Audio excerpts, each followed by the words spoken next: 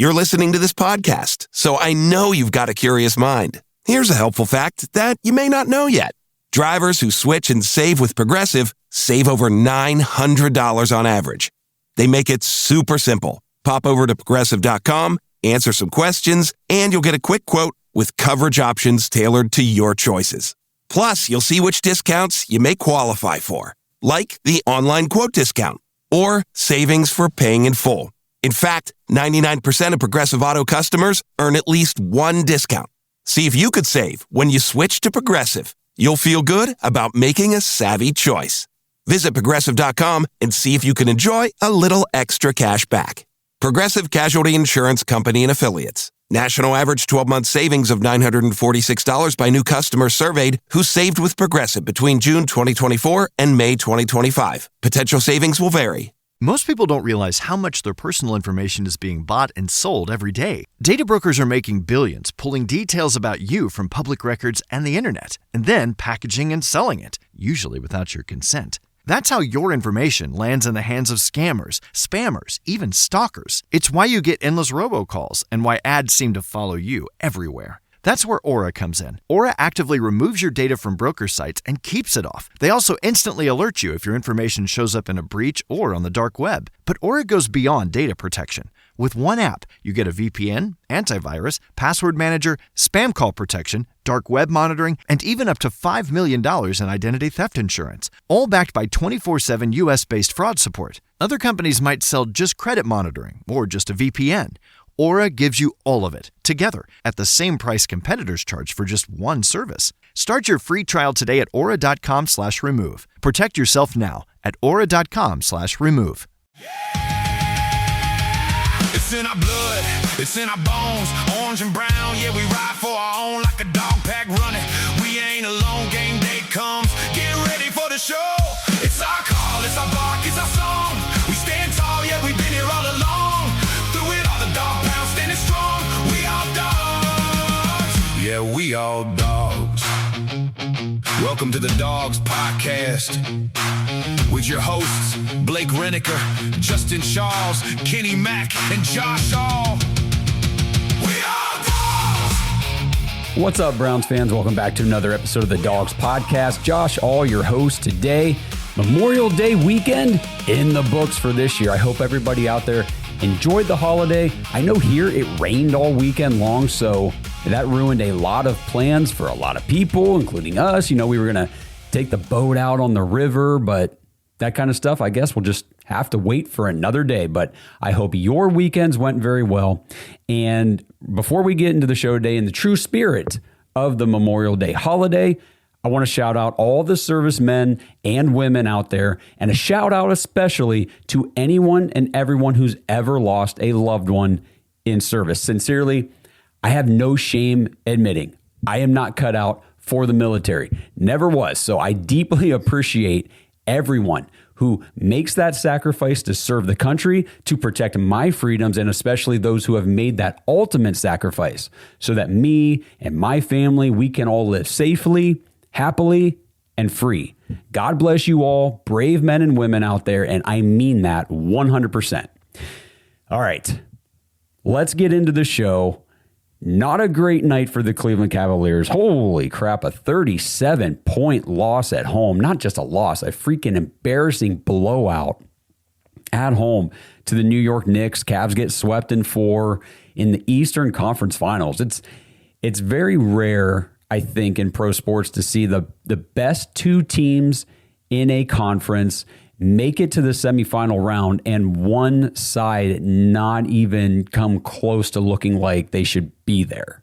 But that's what you got with the Cavs. So I think there's going to be some big moves, some changes coming for this team. I want to know what you guys think, though, because there's a lot of you that are way more dialed into the Cavaliers and everything than I am. So what do you guys think would be the best route for the Cavs moving forward to get where they want to be, to the NBA Finals next season? Because I've seen all kinds of suggestions being thrown around. Obviously, by the time this episode comes out, maybe Kenny Atkinson, the head coach, is fired already. Maybe not. If he's not, should he be? If he was, should he have been? You guys just let me know what you think. Do they bring back James Harden? Do they trade Evan Mobley and get Giannis Antetokounmpo in here? Do they go after LeBron James for one final ride? What should the Cavs do? I've seen people say they need to trade Donovan Mitchell. I'm like, man, I don't know. There's a whole lot of suggestions out there, but I want to hear what you guys think about the Cavs and how this season ended in a very tumultuous series against the Knicks. But that season is over, and we are fully in the offseason mode here for your Cleveland Browns. So let's talk about the Browns. It's OTAs week number 2 starting here today. I got to keep reminding myself today is Tuesday. It's Tuesday. It's not Monday. We had the holiday. It always throws me off. I'm sure it throws you guys off too. But it's today, tomorrow, Thursday would be OTA session 2. And then next Tuesday, Wednesday, Thursday is OTA session 3. And the following week after that is your mandatory minicamp when all the veterans have to report. So that's when you'll get Denzel Ward, Myles Garrett, and all those guys who are not there right now will be there in 2 weeks. And after that minicamp is over, it's summer break. So we are getting through the spring program, the off-season sessions, and then we're going to take a break, and then the team will be back at the end of July for training camp. So we did a Discord show over the weekend, and man, did Blake ever take some heat for being very super negative on that episode. Now, I'm not going to disagree with you guys. Yes, he was, but I want to remind you all that Blake did just have a baby. So he's got a constantly screaming newborn at home right now. She is in a very screaming phase, which I sympathize with. I was in that same situation about a year ago right now, maybe a little less, but it was a rough stretch. I remember that vividly, although I was really hoping I would black it out because I did not want to remember that. But he's just not in a good mood by default. Secondly, anybody who's ever watched the show like last season during the Brown season knows that Blake did not want to fire Kevin Stefanski.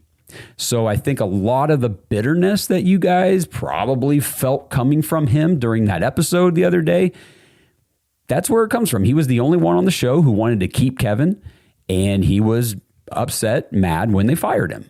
So he's obviously still bitter about that. And his version of optimism is a little different than most, because I'm assuming most of you guys wanted to move on from Kevin too. And you're excited about the new coaching staff and a new offensive mind with Todd Monken coming in, all that kind of stuff. Blake's just not as optimistic, but that does stem from him not really believing things will be that much better because he still preferred the last coach to the one that we have now. And I just mentioned the Cavaliers loss. Blake has been very bitter about the Cleveland Cavaliers. I've seen him get upset about Browns losses in the past, but for some reason, man, the Cavs just hit him harder. And maybe it's because the expectations are higher for the Cleveland Cavaliers. And when they fall short of those expectations, it does hit harder. With the Browns, the AFC Championship is not the expectation. The Super Bowl is not the hope and expectation for the team heading into the season. It's just not. Let's just be real about it. For the Cavs, that's what it was. So when they fall short and they don't come close to really achieving that based on the way they're playing, Blake gets very, very upset about the Cavaliers. So we'll just leave it at that. But today, let's just focus in on this new coaching staff and the reasons why, as Browns fans, there is reason to be optimistic. There are reasons to be excited about this Browns team moving in to the 2026 season. So I really just want to go through a lot of these things, a lot of these moves that we've made, and some projections for the team, and just talk about that to maybe reinvigorate a little bit more hope than what we presented to you guys the other day over the weekend on that episode. Before I dive into my notes here for the day, I want to remind you guys, go to jointhedogs.com. We've got, what is today, May 26th? Is it a week? Is it next Monday? When's June 1st? June 1st is when the fantasy football signups will open. So if you're a member of the Dog Pack, if you're at jointhedogs.com, you are eligible. All you got to do is click the link and you can register for our fantasy football leagues. And that starts June 1st. I think that's Monday, if I'm not mistaken. I don't have a calendar pulled up in front of me. Correct me if I'm wrong, guys. But either way, June 1st is when the registrations open up for fantasy football. You want to be in those leagues, guys. If you like playing fantasy football, or if you've never played before and you just want to see what it's all about. You're interested in trying it, is a good place to play fantasy football. Those drafts always take place at the end of August or very early September, just depending on scheduling. But we're trying to fill out those leagues as early as possible because there's high demand. So get in now, get in early, and just be ready. Reserve your spot in a fantasy football league at jointhedogs.com. You get into the private Discord, hang out with everybody, chat all the time, 24/7 conversations about the Browns, the Cavs, the Guardians, beer, meat cooking, whatever. Like there's just all kinds of NASCAR. People in there talking about all kinds of stuff all the time. It's an awesome place to be. Great group of people, like the best online Browns fan community you're going to find. And we're very proud of that. It started from nothing and has grown to a very awesome community. So check it out. And again, like it's $5 a month at the lowest tier. And if you come in and you're there for a month and it's not really what you were expecting or hoping for, you don't have to stay. Like there's no obligation, but check it out, jointhedogs.com. And I just realized the orange bill on my hat was making my face look super red on the camera here. So I flipped her around. But hey, guys, I forgot to mention too, I got this Dog Pound Dad shirt. You guys want to check that out. If you're just listening on audio, sorry, you can't see it, but go to thedogspodcast.com/shop and get these for your dad. There's Dog Pound Grandpa shirts on there too. Just get ready for Father's Day. That's coming up before you know it. So if you're not really sure what to get the dads and the grandpas in your life, there's a good option for you right there. Dog Pound Dad and Dog Pound Grandpa shirts available at thedogspodcast.com/shop. All right, enough self-promoting. I know you guys hate when that happens anyhow, but here we go. Let's get into the notes. So if you watched our episodes last week with Derek Brown from Fantasy Pros, by the way, shout out Derek Brown. Thank you for coming on and lending your outside perspective on this Cleveland Browns team. He told you guys, Browns fans should be excited, should be feeling really good right now about the direction of our football team. And I thought that was really insightful because he's not a Browns fan. He's not deep into the fan base and the team the way we are. He focuses on the NFL as a whole. So for him to look at the entirety of the NFL, every team, every division, both conferences, all that kind of stuff, and to hone in right specifically to the Browns and say, you guys should be feeling really good about the moves your team has made in the direction they're heading. I thought that was very encouraging. Now, a source with NFL connections did message me directly on X, told me that the Browns made the right choice in hiring Todd Monken. He said multiple coaches and front office people have told him that Todd Monken is an exceptional coach, and it's about time he got his chance to lead a team. I thought that was great insight as well. Again, unprompted. I didn't ask for that. It just showed up in my inbox. So I thought that was interesting. And I want to talk about, Angel Ortiz from the Typical Browns Fan podcast posted some stats and information about the rushing attack in Baltimore under Todd Monken. Now, obviously, take these numbers and everything with a grain of salt. I'm fully aware that the Baltimore Ravens had Lamar Jackson and Derrick Henry, two of the best players in the entire league, just complete outliers at their positions. It's pretty easy to create a dynamic rushing attack around these two players, but I just wanted to make sure you guys understand I get that. But if you're looking at the 3 years that Todd Monken was the OC with the Ravens, their rushing attack in 2023, 2,661 total yards, 2024, 3,189 yards, and 2025 this past season, 2,662 yards. It was 4.9, 5.8, and 5.3 yards per carry average for the entire rushing attack. Now, that also includes their other running backs, which was like Keaton Mitchell and Justice Hill and whoever else they had running the ball intermittently, but primarily it was Derrick Henry and Lamar Jackson. Now, again, I know that's the Baltimore Ravens, but there is very good reason to anticipate that the Browns' rushing game is going to be taking a significant jump forward this season with Todd Monken and the coaching staff that he has brought over.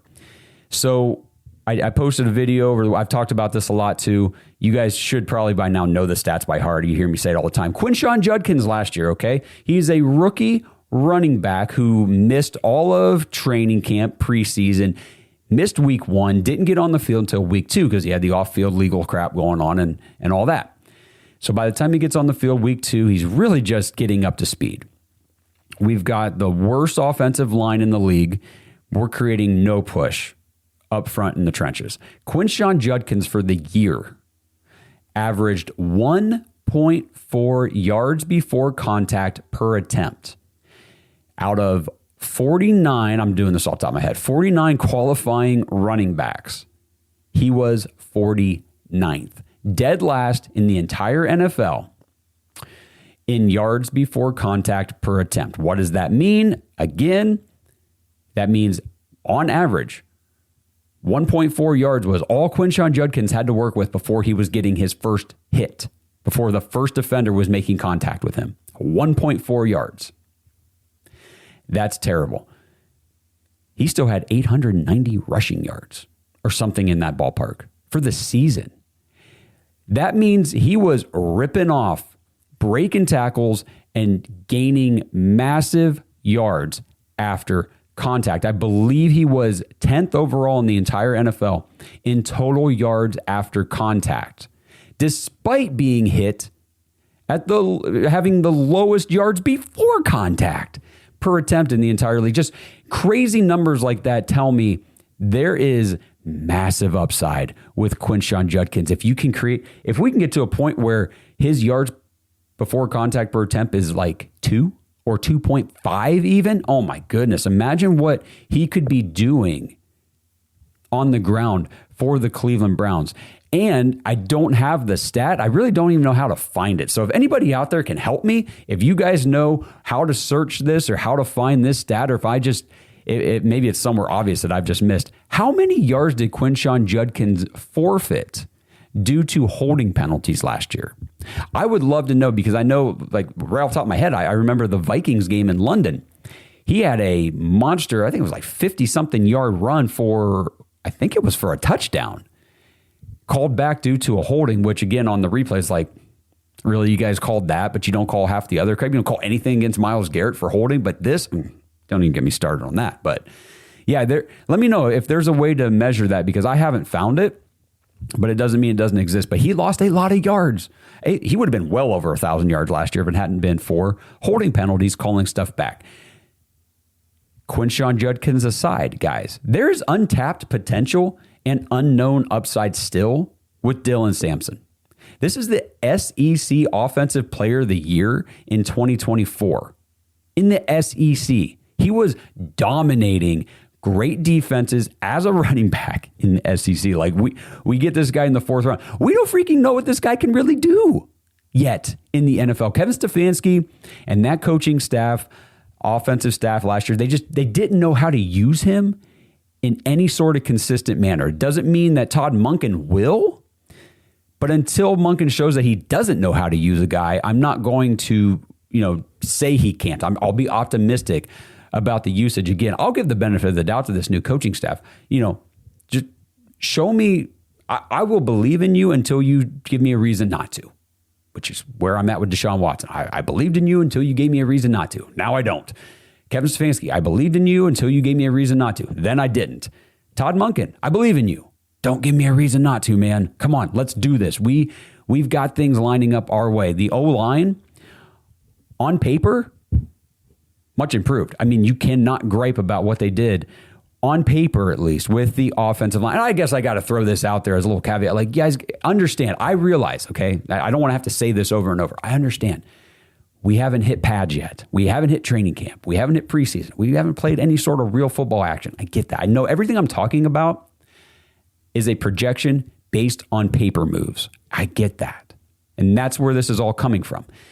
If we get new information when training camp starts that, hey, this offensive line isn't really looking all that great, I will change my opinion. But at the moment, we are younger.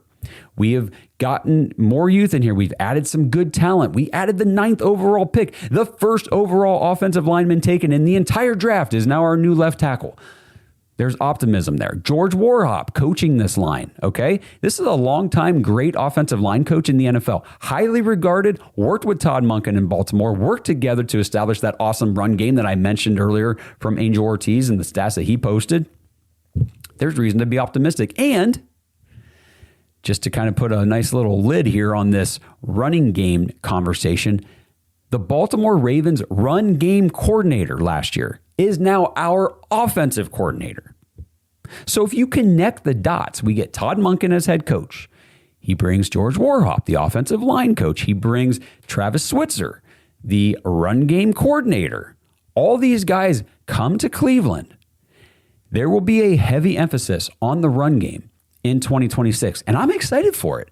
And you guys should be too. And I know we'll talk about, obviously we're going to talk about quarterbacks here at some point if we're doing projections for the season and things to be optimistic and hopeful about. But I've seen people asking me on social media and making these posts and comments and stuff about, well, I don't see all the hype videos about Shedeur Sanders and all this stuff. We'll get to that. Why there's these deep downfield passing highlight videos for Deshaun Watson and we haven't really seen any for Shedeur. I'll get to that. But part of the other reason why you're not seeing a ton of these passing highlight clips, one, this is OTAs. They're in installation phase. It's a brand new offense. Whole new offensive system, all new coaches, a lot of new players. They are learning. This is teaching. This is installation. They are bringing in the playbook, bringing in the concept, the verbiage, everything about this offense, and they're getting everybody up to speed. Part of that goes to what I just went through here. There's a heavy emphasis based on, I think it was Zach Jackson, maybe from The Athletic was talking about it. A lot of focus on installing the run game right now. So just understand that when you're seeing these clips of the passing things and all that kind of stuff, that's fine. Those are great. And it's good to see the receivers making some plays and stuff, but really what they're doing right now is getting the run game concepts. You're trying to teach your offensive line the passing or the blocking technique, whatever, the system. You're just trying to get everybody up to speed and gel on this run game. The passing game will come. But right now, big emphasis on the run game. I think we're going to get back to Cleveland Browns football in the AFC North running the ball. I really think that's what's going to happen this year, guys. I think there's a lot to be made about the quarterback situation, but I do think they're planning on riding heavily on the running game, and I'm excited for that, okay? And like I said, you guys should be too. This episode is sponsored by ButcherBox for Pets. Browns fans, ButcherBox for Pets has a deal you cannot pass up for your four-legged family members. Right now, you get 50% off your first subscription order of the premium slow-cooked nutrition dog food or the premium fresh dog food. Just go to butcherboxforpets.com/dogs, DAWGS, and use promo code DOGS when you check out. It can get confusing because we're the dogs, we love our fellow dogs, our dog pack members, and the Dog Pound faithful. But let's not kid ourselves. The most important dogs in our lives are, well, our dogs. And they're not just pets, like I said, they're part of the family. So the question is, what are you actually feeding them? At ButcherBox, they believe in real ingredients. Their pet foods have been developed and certified by vet nutritionists to contain 0 artificial flavors or preservatives. I know our house wouldn't be the same without Odie, our 100-pound golden retriever who thinks he's a 10-pound lap dog. Absolute dumbest dog in the world, but we love him like crazy. And it gives us peace of mind knowing that we're giving him quality food instead of those factory processed blocks from the store. And speaking of the store, no need to add dog food to your shopping list ever again. ButcherBox delivers their high-quality food right to your door. Just choose the delivery schedule that you need for your dog, and you can change, modify, pause, or cancel your plan at any time. So try it out today. Your dog will love you for upgrading their meal times. ButcherBoxForPets.com/dogs and use promo code DOGS, DAWGS, to get 50% off. That's right, half off your first subscription order of the premium slow-cooked nutrition fresh dog food or the premium fresh dog food. Minimum purchase of just $34. 50% discount applies to subscription orders only. One use per customer, and you can cancel at any time. ButcherBoxForPets.com/dogs.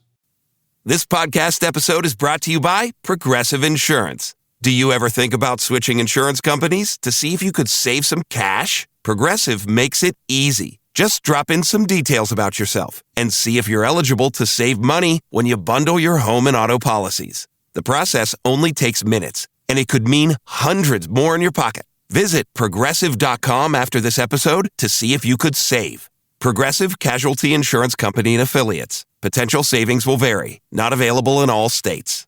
Most people don't realize how much their personal information is being bought and sold every day. Data brokers are making billions, pulling details about you from public records and the internet, and then packaging and selling it, usually without your consent. That's how your information lands in the hands of scammers, spammers, even stalkers. It's why you get endless robocalls and why ads seem to follow you everywhere. That's where Aura comes in. Aura actively removes your data from broker sites and keeps it off. They also instantly alert you if your information shows up in a breach or on the dark web. But Aura goes beyond data protection. With one app, you get a VPN, antivirus, password manager, spam call protection, dark web monitoring, and even up to $5 million in identity theft insurance, all backed by 24/7 US-based fraud support. Other companies might sell just credit monitoring or just a VPN. Aura gives you all of it, together, at the same price competitors charge for just one service. Start your free trial today at aura.com/remove. Protect yourself now at aura.com/remove. Again, this is paper. It's got to translate onto the field. But man, have these guys ever taken some big steps toward establishing that powerful run game. Remember, another stat that I posted over the weekend that just people are... Social media people, hilarious. But anyway, Shedeur Sanders was pressured on 50.4% of his dropbacks during the 7-game stretch as a starter. That was the third highest rate in the NFL in that span. There was no run game, if you guys remember, during Shedeur's games as the starter. We had no run game all season as it was anyhow, but Quinshawn only played a couple games and then he was out. So the run game was really bad. Shedeur Sanders was the leading rusher in a lot of the games that he played. So if you got no run game, that means the defense just loads the box. They pin their ears back and they come after you with full force, especially when you're a rookie quarterback. I mean, it's a no-brainer. The way defenses approached the Browns at the end of the season last year, people were like, oh, Shedeur Sanders sucked because he couldn't handle the pressure. Like, actually, he handled the pressure pretty decently, to be honest, and I do have the stats to support that. But overall, that's what we would do. That's what any defensive coordinator would do. You see you're going up against a rookie quarterback in the upcoming game this week, and it's like, okay, let's make him beat us because he's a rookie. It's just whatever. Football's not hard, guys. It's really not. It's not rocket science.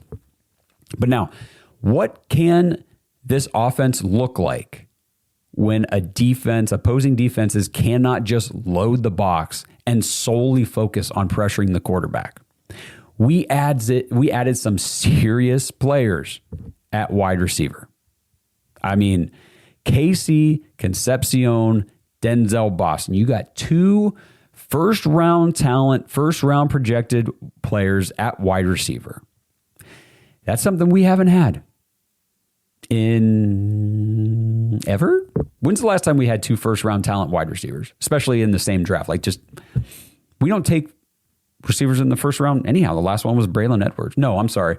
The last one was Corey Coleman. Before that, Braylon Edwards. Before that, I don't even know because it was before the expansion. So wide receiver, a heavy emphasis for the Browns in the draft.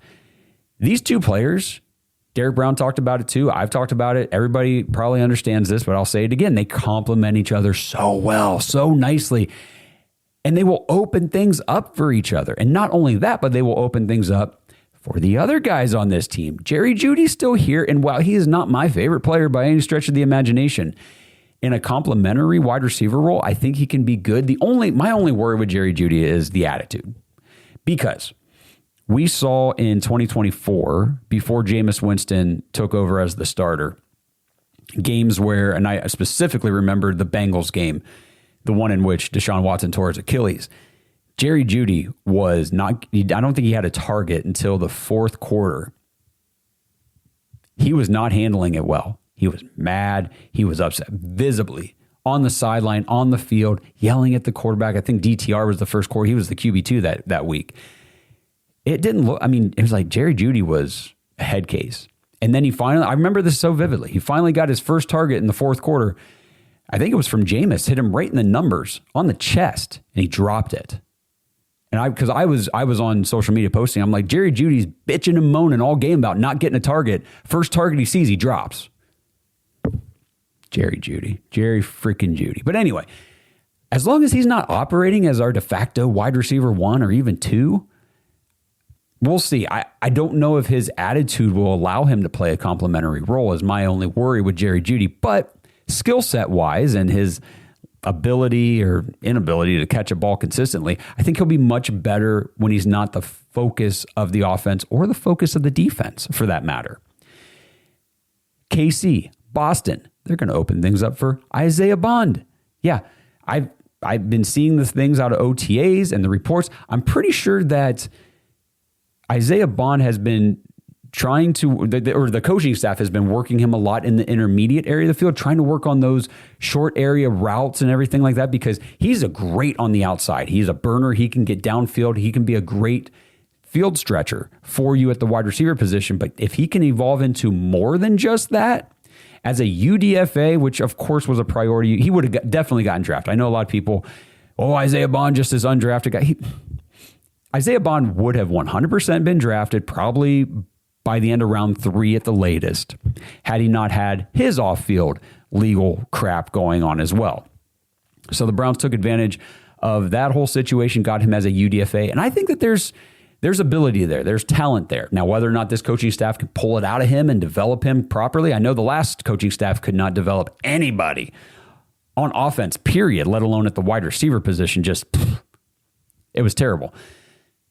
But who else benefits from adding these first-round caliber wide receivers? Harold freaking Fannin, guys. Oh, my gosh, the team's leading receiver last year. And I think Harold Fannin Jr. is such an interesting guy to talk about because if you remember, he was an afterthought last year in the tight end class because you had your Tyler Warren, your Colston Loveland. It was a big name at the top type of tight end class in 2025. And the other thing with Harold Fannin, he came out of the small school. He came out of the MAC, Bowling Green, wasn't the most athletic, didn't test all that well. There was a lot of question marks around him. He didn't really have the size like Derek Brown talked about last week too.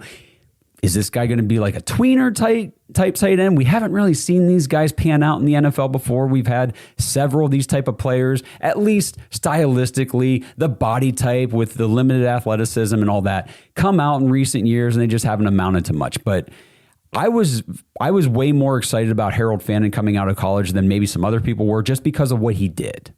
And it wasn't the fact that he just dominated MAC talent to lead the nation in receiving. It was the fact that anytime he played a top tier team, a ranked team, anything like that, a bowl game, he dominated. And it's not like he had a Jeremiah Smith or any sort of wide receiver talent at Bowling Green to take the pressure off him. He was the guy. He was the only guy.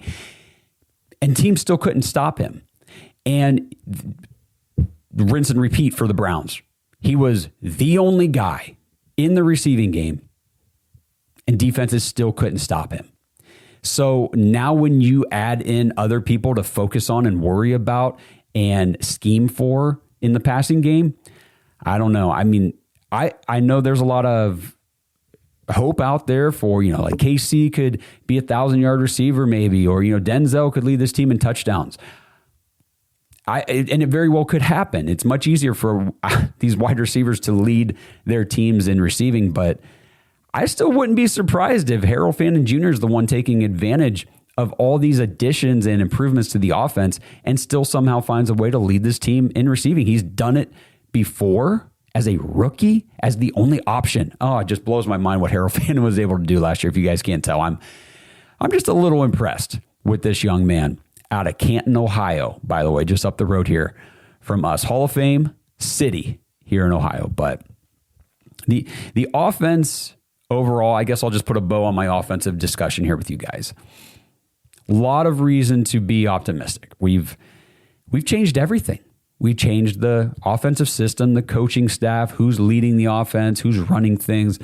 We've changed we've changed the offensive line. We have done everything we can possibly do to improve that line. We've brought in by all accounts, one of the greatest offensive line coaches, the run game coordinator, these guys who established a proven, successful running attack at another organization on another franchise in the last 3 seasons. Like it's all there. It is all there for the taking for the Browns, and I'm excited about it. I really am. And again, the running game, the improvements to the O-line, all this stuff is really just all of it helps the passing game. It helps open things up. It helps give the quarterback a little more time. And I want to talk about the defense here too. So, you know what? I'm going to talk about the defense. I want to flip over there. I'll save my quarterback conversation for you guys till the end because, again, if you're here to listen about the quarterback stuff, stick around. I'll get to it. If you are tired of hearing about the quarterback conversation in Cleveland, then let me talk about the defense, and then you can just skip through the rest or turn me off after I'm done with that. Okay, defense. Why? Obviously, this is going to be probably a little quicker conversation because we already have a top-tier defense in Cleveland. We've had it for the last 3 years since Jim Schwartz came in, 2023. 2024 was a little bit down. The whole team just sucked. Thanks a lot, Kevin. And the whole team just sucked again last year. But the defense made a bounce back in 2025, and we kept a lot of the same pieces. The defensive line, I think it was Mason Graham was talking about this in one of his press conferences. Mike Rutenberg was the defensive passing game coordinator last year for the Atlanta Falcons. He comes over this year and is now the Browns defensive coordinator. And what Mason Graham was talking about, Rutenberg has not changed anything with the defensive front. The way the defensive line is going to play schematically, the way they're going to attack the offensive line and the quarterback, none of that has changed. He is keeping that in place. So what we have seen with the Browns up front, the defensive line, the front seven, all that kind of stuff, the last 3 years that we've enjoyed watching, we've been excited about with the Browns, that's staying in place. It's not getting changed. So Mike Rutenberg is keeping all of that there. You still got Myles Garrett, the reigning defensive player of the year. He'll probably lead the league in sacks again. He'll probably be the depoy again, or at least in the conversation, depending on what some other players do this season. But we've got the best defensive player in the league on our team right now. I mean, barring some unforeseen trade here over the summer, Myles Garrett, we have reason to be excited for sure about this defense, despite the changes. And one of the things that I put in my notes here that I really wanted to highlight with Mike Rutenberg being the new defensive coordinator, we went out and we signed a guy that Kenny Mack, super high on, Quincy Williams, the linebacker who played for the Jets the last couple of years. If we weren't able to bring back Devin Bush, Quincy Williams was the guy we wanted the Browns to go after. And he has such a good relationship with Mike Rutenberg. Before the Browns even signed Quincy Williams, Mike Rutenberg was talking about the importance of building relationships with players and having this connection with guys. And one of the players that he specifically mentioned in that conversation was Quincy Williams from their time together in New York. Because that's when Rutenberg was with the Jets and he was coaching the linebackers. He was Quincy Williams' position coach there. So we get this new defensive coordinator who has had success coaching the linebacker units for other teams and has had success coaching and coordinating defensive passing game attacks. So I'm looking for a boost to our linebackers and to our secondary this season. And like I already mentioned, they're keeping the defensive front the same. So if you believe our defensive front was the strength of the defense last year, and it's staying the same, but now we're anticipating improvements to the linebackers and secondary, which were already really good last year, there's reason to believe this defense will be even better. And I'm not saying that it's definitively going to be. There's always, when you lose a coach like Jim Schwartz, who had the defense humming on all cylinders a lot of the time, of course, there were many instances where the defense caved, faltered, gave up big plays, couldn't stop a nosebleed against the Titans, couldn't hold Carson Wentz and the Minnesota Vikings for just one drive. Like, there were times where you watched the Browns defense and thought, maybe we could get better. And maybe the Mike Rutenberg change will bring that about. We will see how it goes, but we got, not only do we have the reigning depoy, We got the reigning D-Roy, the defensive rookie of the year, Carson Schlesinger, coming back for year 2, already playing at a Pro Bowl level. This dude's going to be a freaking all-pro. Unbelievable talent at linebacker. Now you add Quincy Williams with him, and it sucks losing Jeremiah Owusu-Koramoah again. And I don't think he ever plays football again. But man, Quincy Williams is not a talent to underestimate. I'm expecting big things. Not gonna lie. It will be a letdown. And I'll let it be known. It will be a letdown if Quincy Williams is not fantastic on this Browns defense with Carson Schlesinger playing behind that defensive line under Mike Rutenberg, who they have such a great relationship, those two. Sticking with defense here, guys. Grant Delpit, one of the best safeties in the NFL. We got Denzel Ward, one of them elite. Denzel Ward is still elite cornerbacks in the NFL. And again, why doesn't Denzel Ward get talked about a lot? Well, he doesn't have a whole lot of picks. Teams don't throw at him very often. His opportunity to come away with interceptions, there's not much there for Denzel Ward because nobody throws at him very often. He is that good. We bring back all these guys. Tyson Campbell, the other corner. So last year, you guys remember, we traded Greg Newsome, and I forget what the whole trade package was now. But either way, the Newsome goes to the Jaguars. Tyson Campbell comes back to the Browns. And he's got a couple years left on the deal and everything. And what an impressive campaign over the course of his time in Cleveland for Tyson Campbell. I didn't really know. None of us really knew what to expect when we traded for him. But man, was he ever a big upgrade over Greg Newsome. He really was. And back to Mason Graham. Press conference confirmed last year over the back part of the season, he was playing with a broken rib. Said he cracked it during the 49ers game, and then it was fully broken, I believe, in the Titans game. Never missed a game, played all 17. So there was, I complained about the ineffectiveness of Mason Graham at times. Like, it just wasn't what I was anticipating for being a top 5 pick. Now, obviously, it's defensive tackle position. That's one of the harder ones to transition to in the NFL. It takes a little more time for guys. I didn't know he was playing with a broken rib. I don't know if you guys knew that either. I don't know how widely known that knowledge was. But year 2 for Mason Graham could be pretty damn good, especially now he's got the rib healed up. He's healthy. He's got the more experience. 17-game starter as a rookie. Again, expecting big things out of Mason Graham, just like I am like Quincy Williams. If it doesn't happen, I will let that dissatisfaction be known because I expect greatness from Mason Graham. You're a top 5 pick. You're healthy now. You showed your flashes as a rookie. Year 2, it's time to bring it on, baby. Time to bring it on. And let's not forget, this isn't really defense anymore, but, there's a couple more notes. I didn't even have these written down that I want to talk about with the defense because I mentioned the secondary, the improvements under Rutenberg. Who excelled under Mike Rutenberg so much last year in Atlanta? Rookie safety Xavier Watts, the guy that me and Kenny Mack, man. Sometimes I wish the Browns just listen to me and Kenny. Me and Kenny I don't want to toot my own horn. We wanted Xavier Watts so bad, and when he was available there at the end of the 3rd round, I was like, take Xavier Watts. Are you kidding? Like, you run the card to the podium at this point. But they took Dylan Gabriel. Oh my gosh, I'm just so tired of making those kind of moves. Xavier Watts had a rookie or defensive rookie of the year campaign. He was in the running for it under Mike Rutenberg last year in Atlanta. And Rutenberg has talked about having Xavier Watts last year and how that really helped their defense so much, having that caliber safety. And what the Browns do this year, they go and get a 1st-round caliber talent at safety, Emmanuel McNeil-Warren. That's going to be fun, guys. I think that's going to be fun. This is a ball-hawking, turnover-creating player that Mike Rutenberg now gets to work with and develop in the second. Oh my gosh. Again, I got high expectations for EMW. Very high. Because he was, again, a 1st-round projected player that we got at 58. And he is going to play a very vital role at the safety position. Ronnie Hickman, for all intents and purposes, will be back.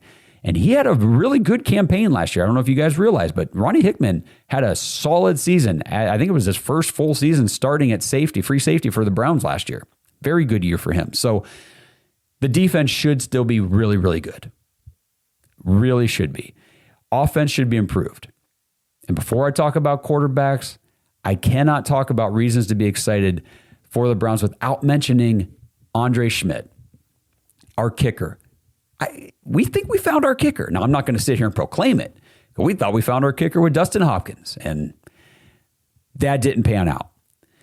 One good year from Andre Schmidt. Sorry, but I keep messing up your name. Andre Schmidt had a great season. Now, consistency is the name of the game, baby. You got to come back and you got to show that you can repeat that again before I start crowning anybody anything.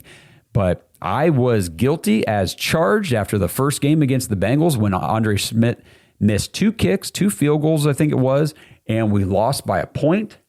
And I said, cut him. I was on the podcast here. I said, cut him. Get rid of him. We didn't know who Andre Schmidt was. He was a UDFA or whatever. We signed him. I think he was he a rookie? I can't remember now. Either way, it's like, just cut him. Find another kicker. We can't be missing kicks and losing to, the AFC North Division rival Bengals in week 1 by a freaking point. That's unacceptable. Unacceptable. He bounced the frick back. Holy crap. Andre Schmidt. Let me pull up his numbers. Okay, so I was wrong. Week 1, it was a missed field goal and a missed extra point for Andre Schmidt, and we lost by 1 point to the Bengals. After that, for the season, that was the only extra point Andre Schmidt missed the entire season, week 1. Never missed an extra point after that. And as far as field goals go, he only missed 2 more field goals the rest of the year after that miss in week 1 against the Bengals. So I have no shame. I would sit here and Andre Schmidt, I was wrong when I said to just cut you after week 1. I was in my feelings. I was in my emotions after that loss to the Bengals. He proved me wrong. Bounced back in a big way. So I'm very excited that we at least feel like we have a reliable kicker who has proven that he can do it. I need it proven that he can do it for multiple years because I'm not going to get burned like I did with Dustin Hopkins and all that. But man, having that confidence in your kicker is huge. It really is, because whenever a team comes out in the beginning of the game, and this will happen, guys, okay? It's the NFL. This is going to happen. The Browns are going to go on defense for the first drive of a game this year, and the opposing team is going to go right down the field, punch us in the mouth, and score a touchdown. Kick their extra point, it's going to be 7-0. And you want to have the confidence that when you run your script and you go back down the field and you attack on offense, and say you go down and you put in 6, you get in the end zone, and it's like, okay, now let's tie this thing up, let's even the score. You don't want to go out there thinking, gosh, I hope this guy doesn't miss this, and then it's 7-6. Now we got to try to go for 2 at some point. Or if you get into field goal range, it's like, hey, let's cut this to 7-3 and call it a win on this first drive. You want the confidence that he can punch it through and make that happen. So hats off to Andre Schmidt. He doesn't get talked about very much in the media or on this podcast or anything because he's the kicker. Let's just be honest. That's what it is. It's not the sexy position to talk about, but it is super important. Kicker is so important. And for right now, it feels like we've got a good one with Andre Schmidt. This episode is sponsored by Vivid Seats. Browns fans, the football season might be over, but Vivid Seats has you covered for everything else that's going on as we get into 2026. We've got basketball, NBA, college, hockey games, the spring football leagues, baseball's right around the corner, and of course, all the best events like concerts, theater plays and musicals, and comedy shows. And right now, you can get $20 off your first Vivid Seats order of $200 or more with promo code DAWGS20. That's promo code DAWGS20, DAWGS20. Not only is Vivid Seats an official fan experience partner of the Cleveland Browns, they're also the only leading ticket company with a rewards program. Buy 10 tickets and get the 11th free. So every time you make a purchase, you get closer to earning discounts, seat upgrades, and free tickets. Every purchase on Vivid Seats is backed by their 100% buyer guarantee and industry-leading customer service team. So click the link in the description to download the Vivid Seats app now. And again, get $20 off your first Vivid Seats order of $200 or more with promo code DAWGS20, DAWGS20. New customers only, $200 minimum before taxes and fees. Visit vividseats.com for more details. fans, we just partnered with Fanatics to bring you guys the best Browns gear available. Head over to brownsmerch.com to check out everything in our storefront. I know you guys want that new Shedeur Sanders number 2 jersey. We've got those in there. Rock the Depoy and the D-Roy jerseys with Myles Garrett and Carson Schlesinger, along with the other studs from last year's draft. We've got a collection of Browns hats, t-shirts, and hoodies you can browse through too. Again, that's brownsmerch.com to check out our Browns gear powered by Fanatics. And with the time I got remaining here, let's talk about the quarterback situation in Cleveland. Now, here's what I want to say about Shedeur Sanders right off the rip, and I need to make like a short video about this and put it out for everybody because I think this is important to be said. With Shedeur Sanders, this has nothing to do with him as a player. Nothing. Absolutely nothing. When you're talking about Shedeur Sanders, and this speaks specifically to social media, you have, and there's going to be people in the comments here on this video, we've got Shedeur Sanders fans, and we've got Shedeur Sanders haters, okay? Two complete opposite ends of the spectrum, and here's the problem that you run into with that. With the Shedeur fans, you can't say anything critical about Shedeur, or you're like a racist moron that doesn't know anything about football. That's just how you get attacked.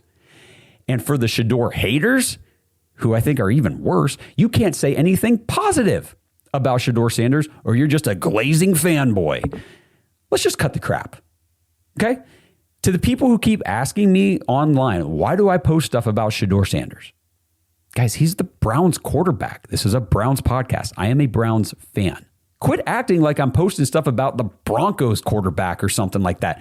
This is my team, okay? Shedeur Sanders plays quarterback for my Cleveland Browns, and he is the last guy to start games for us at quarterback. Oh, and by the way, he's currently on a 2-game winning streak, both of those games against divisional opponents, something that's never really been done before, okay? So again, to both extremes on the spectrum out there, just cut the crap. Was Shedeur Sanders perfect last year? Hell no, guys. Come on. He made some really bad decisions. He missed some throws, misread the defense at times, took some unnecessary sacks. It wasn't perfect. Was Shedeur Sanders horrible? Hell no. He made some big-time throws, led the offense with confidence, made plays with his legs, picked up first downs. There were definitely flashes to be excited about. Guys, I mean, Shedeur Sanders was the first Browns quarterback to win his first start in 30 years. 1995, guys, was the last time it happened. The last time a Browns quarterback won their first career start in Cleveland, Bill Belichick was the head coach, and the quarterback, Eric Zaire. I'm sure there's people that remember that, okay? I was 6 years old at the time. I don't. But that is how long ago we are talking about this happening. When Shedeur Sanders made that start against the Raiders, he broke a 17-game losing streak by Browns quarterbacks in that situation. And he was on the road. It was the first road game. You guys remember this? Raiders. This past season was the first road game the Browns won since week 2, 2024. It was pathetic what the Browns were doing the last 2 years. But Shedeur Sanders came in here and actually gave us something to be excited about. Again, was he perfect? No, I've never said that, ever. So don't act like I'm saying he's flawless. He's not. Do I have reason to expect him to improve from year 1 to year 2? Yeah, most guys do, okay? Most guys do. And people will gripe about the interceptions that he threw. And yes, they sucked. Some of them were really, really bad. But that's also where like context matters in these conversations. One, he was a rookie. Okay, what actual NFL fan genuinely believes that a rookie quarterback is not going to throw some picks and make some bad throws and mistakes? Come on, be realistic. 2, how many of those picks that he threw were tipped passes or deflected by his own receivers? I can think of 2 for sure, maybe even 3. I was just watching the interception he threw in the Steelers game. I saw a clip of this on X in the film. He threw it across the field. Again, terrible decision. Never should have made that throw. Something he needs to learn from. But it's also true that he had Jerry Jeudy, his de facto wide receiver one, in a one-on-one situation on the far side of the field, and Jerry Jeudy called for the ball, and he did have a contested catch opportunity in that situation. The defensive back simply boxed Jeudy out and made the interception because Jerry Jeudy's soft and doesn't fight for anything with any sort of physicality. Now, I'm not making excuses for Shedeur Sanders. He, again, never should have thrown that ball in that situation, but it also never should have been picked. Both things can be true. It should have been knocked down, incomplete. I'm telling you guys right now, you throw a ball like that to Denzel Boston in a one-on-one situation and becomes a jump ball, I promise you it's not getting intercepted. It might not get caught, but it's not going to be picked. It will go incomplete. There's just all kinds of, and then I think we just need to reiterate what time to throw means. So again, I'm going to do an episode on the breakdown for this stuff, but just pulling stats off the top of my head. A lot of people out there don't, and I'm not trying to be mean to anybody, okay? It's totally understandable. If you don't understand what time to throw means, that's fine. But when you use it incorrectly in a very bold argument with me on social media, I will correct you. Time to throw does not mean how much time the offensive line gives the quarterback in a clean pocket to throw the ball. People are telling me he had 3.3 seconds time to throw. The line was giving him the most time to throw in the entire league. Yes, Shedeur Sanders did have the highest time to throw in the NFL last year at 3.3 seconds. But it did not mean that's how much time the line gave him to throw. That means time to throw is how much time elapses from the snap to the point where the ball is thrown. How long does it take for the quarterback to get rid of the ball? That is time to throw. It is not how much time your line provides you to throw. I think a very important thing to understand for everybody, and this isn't an official stat, but this is a Josh stat that I'm giving you right now. Shedeur had a 3.3 time to throw. The first maybe 1.5 seconds of that 3.3 time was him simply evading the instant pressure and trying to find a spot where he could plant his feet and actually look across the field to see if there was anybody open. I feel like a lot of people either just don't remember the games, didn't really watch the games, or just choose not to remember what the reality was. Again, 50.4% pressure rate on his dropbacks, third highest in the league because teams knew, got a rookie quarterback back there. There ain't no run game to be worried about. They got nobody to throw to. Let's go. It's hunting season on the quarterback. So as soon as the ball was snapped, I mean, guys, KT Leviston was playing right tackle, Cam Robinson, and I don't even know who else at left. Like, Shedeur had pressure immediately. So as soon as you get the ball, you can't just start going through your progressions. Now you got to try to, I gotta find a place to even start looking for progression. So again, I'm not making excuses for him. I'm just telling you guys the reality. That was the truth last year for Shedeur during those 7 games. It was bad. Another thing, and it goes like he had the highest time to throw at 3.3 seconds, but the metrics that go along with that can tell you the true story of what's happening on the field, because he had I don't want to say it was one of the lowest, but it was like league average. It was like right in line with guys like Matthew Stafford and Jared Goff in terms of pressure to sack ratio. So for everybody that said, Shedeur Sanders, all he did was take sacks and stuff. No, he didn't. He actually did not. He took a couple sacks a game, but again, they weren't all on him. The offensive line was terrible. And for me, a guy that holds the ball longer than anybody else in the league, but yet still has a very league average, a very respectable, I think it was 17.3%, 17.2% pressure to sack ratio. That means he is being effective with the time in which he's holding the ball. Go back and I need to find these stats so I can actually give you guys the real data, but just go back and peep on 2024 what Deshaun Watson's numbers were. What was his time to throw? It was well over 3 seconds as well. But what was his pressure to sack ratio? Okay, screw it. I went and looked up the stats for you guys anyway. I should never tell you guys you have to go do it. I'll do it for you. I have the I have the means to do it. I might as well just freaking do it. Take me a couple extra minutes here to pull them up. 3.05 seconds was Deshaun Watson's time to throw in 2024. But what was his pressure to sack ratio? 28 freaking %. That means he's letting a lot of the pressures turn into sacks. Shedeur Sanders was not. That's just a 17.2%. That was very middle of the road. Again, Stafford, Goff, players like that. And as a rookie, that's what Shedeur Sanders was taking as sacks. Deshaun Watson took 33 sacks. Do you guys realize that? In 7 games, he took 33 sacks in 2024.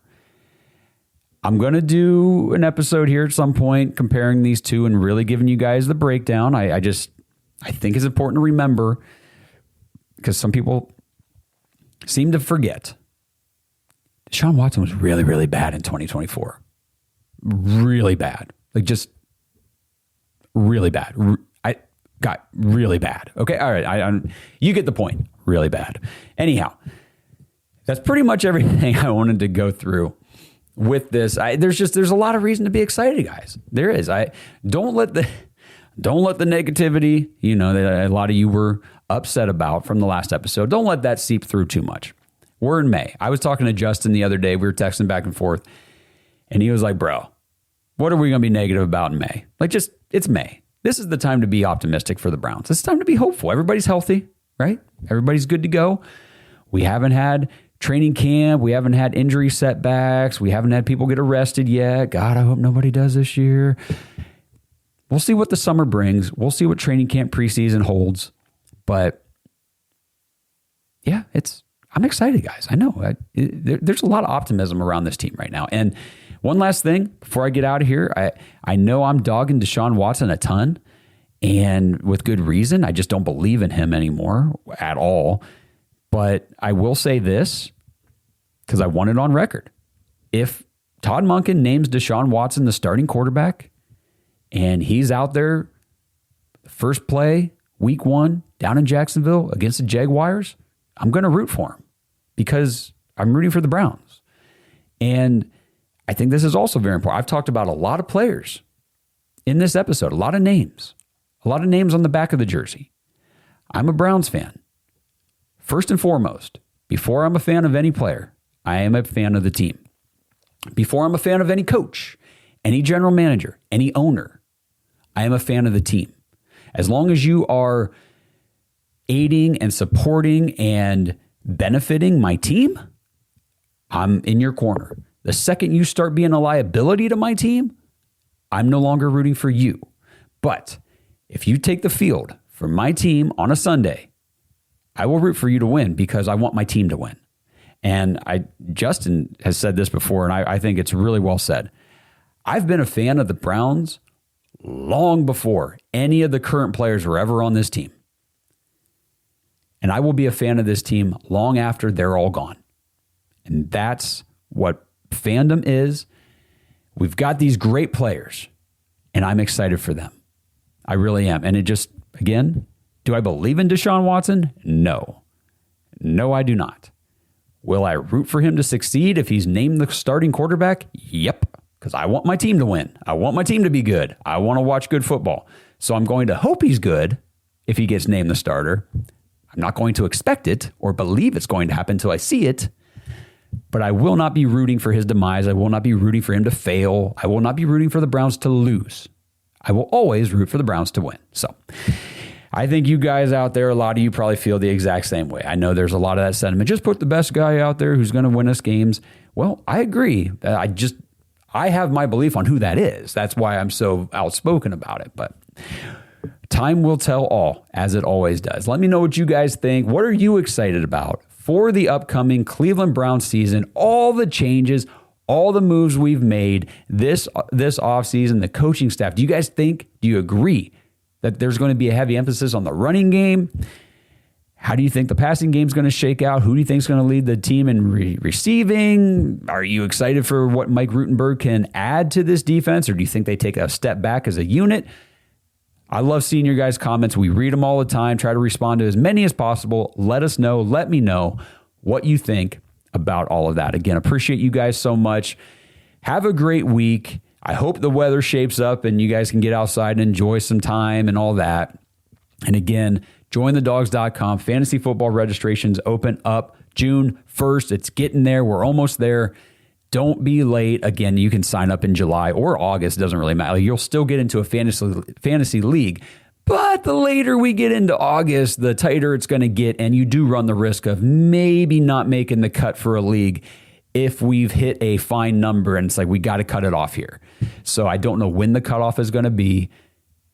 But I know if you get in now, you don't have to worry about it. So go jointhedogs.com. Get into the private Discord. Hang out with everybody in there. Great group of people.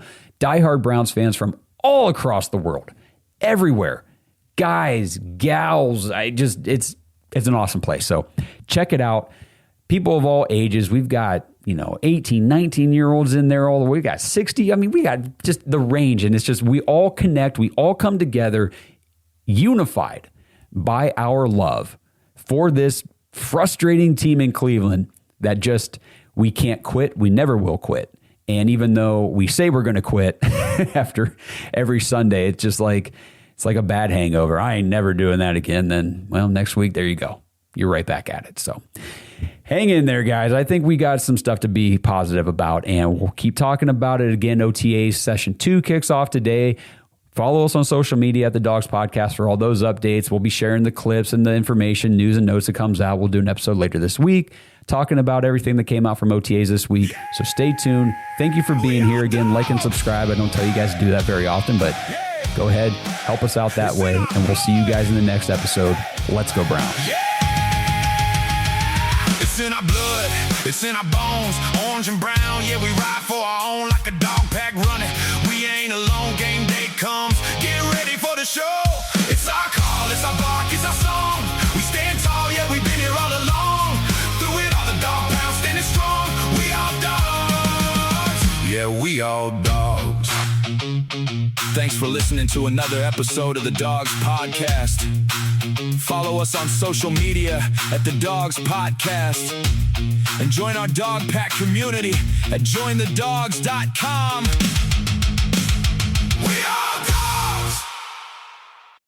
This episode is sponsored by ISSA. Browns fans, if you're into health and fitness, have you ever wondered how you could maybe turn those hobbies and your passion into an actual career? If that sounds interesting to you, then ISSA has the opportunity you've been looking for.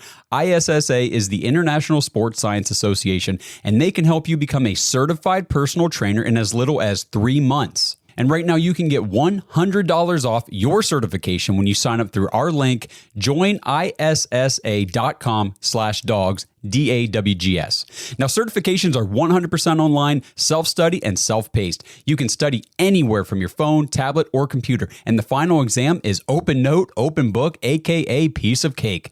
Except you fitness nuts probably don't eat a ton of cake, so let's just call it a piece of delicious protein bar. And ISSA has the #1 job guarantee in the industry. If you get certified and sign up to be a certified trainer with ISSA, you have a job guarantee or your money back. ISSA has over 10,000 gym partners that have over 73,000 open jobs for trainers right now. And you don't need a 4-year degree or a 2-year degree. You just need your certification to qualify for these jobs. So what are you waiting for? With certification this simple, there's no excuse not to pursue your passion and become a certified personal trainer today. Get $100 off your certification at joinissa.com/dogs. You've wanted to make a change long enough. Now it's time to do something about it. That's joinissa.com/dogs for $100 off your personal trainer certification. Most people don't realize how much their personal information is being bought and sold every day. Data brokers are making billions, pulling details about you from public records and the internet, and then packaging and selling it, usually without your consent. That's how your information lands in the hands of scammers, spammers, even stalkers. It's why you get endless robocalls and why ads seem to follow you everywhere. That's where Aura comes in. Aura actively removes your data from broker sites and keeps it off. They also instantly alert you if your information shows up in a breach or on the dark web. But Aura goes beyond data protection. With one app, you get a VPN, antivirus, password manager, spam call protection, dark web monitoring, and even up to $5 million in identity theft insurance, all backed by 24/7 US-based fraud support. Other companies might sell just credit monitoring or just a VPN. Aura gives you all of it, together, at the same price competitors charge for just one service. Start your free trial today at aura.com/remove. Protect yourself now at aura.com/remove.